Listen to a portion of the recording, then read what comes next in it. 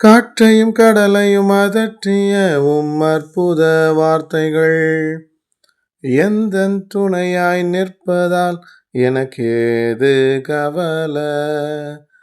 ஆராதனை இயேசுவுக்கே, ஆராதனை இயேசுவுக்கே, ஆராதனை இயேசுவுக்கே. கடவுளின் உயிருள்ள திருவார்த்தை.